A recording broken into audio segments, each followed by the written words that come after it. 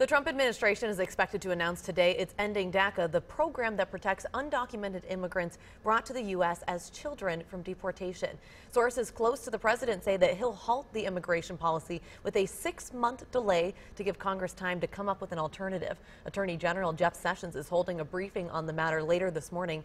Thousands of people who support DACA have been protesting around the country. There are 2 rallies today in protest of the president's expected decision. One is outside of the federal building in downtown Minneapolis. The other is in St. Cloud outside of the Stearns County Courthouse. Both rallies will start at 4 o'clock. And we have our WCCO chief political reporter, Pat Kessler, joining us now. Hi, Pat. Hey, how you doing? Good. We're good, Pat. Thousands of people who support DACA have been protesting around the country. House Speaker Paul Ryan said, you know, we should hold off on this. But there are reasons outside of like the president's campaign where he said he was going to crack down on immigration. There are other reasons why he feels forced to act, right? Yeah, he is a moving target on this. At one point, he said he would not do this. He has love in his heart. It would be cruel, and it's not a conservative value to throw these young people out who came to the United States when they were kids against their knowledge, against their will. They didn't know where they were going with their parents, and now they're grown up. 800,000 of them around the country. The president is determined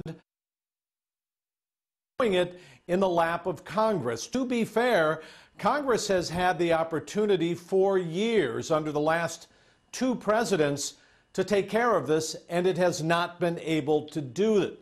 So this is something that the president is trying to do, but he's not going to end it today. He is going to kick the can down the road for 6 months, raising a whole bunch of questions about what's next for these young people. So we heard about that 6-month timeline. Do you think that's enough time for Congress to act?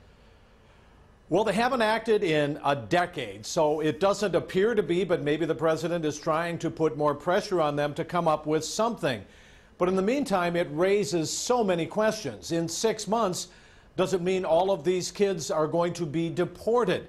Does it mean they can renew their DACA privileges, their DACA here in the United States and be allowed to continue? And does it mean that if they do, they can stay another 2 years? There are so many legal questions about this that are unanswered. And the president himself is not going to be the face of this. It's going to be the Attorney General, Jeff Sessions. So no one knows where this is going in the midst of Congress coming back with North Korea, the debt ceiling, Hurricane Harvey funding, and now suddenly this is thrown into the mix. Yeah, apparently a number of states were going to file a lawsuit to try to get DACA overturned. So that's why the Attorney General is talking about this. Let's talk about North Korea. You mentioned that. Both the U.S. and Russia not ruling out military action. Even though Russia is one of the North's primary trade partners, this thing does not look good, Pat. It really doesn't, and how we ever got to this point is a very interesting story. Suddenly now the North Korea is a nuclear power in Asia. So what do you do with this? The president previously had threatened immediate military action, but that could force a huge conflagration in that area on the peninsula. So what do you do? Are there military options? Do you take out this military site, the nuclear site? Are there other things, cyber attacks you can do?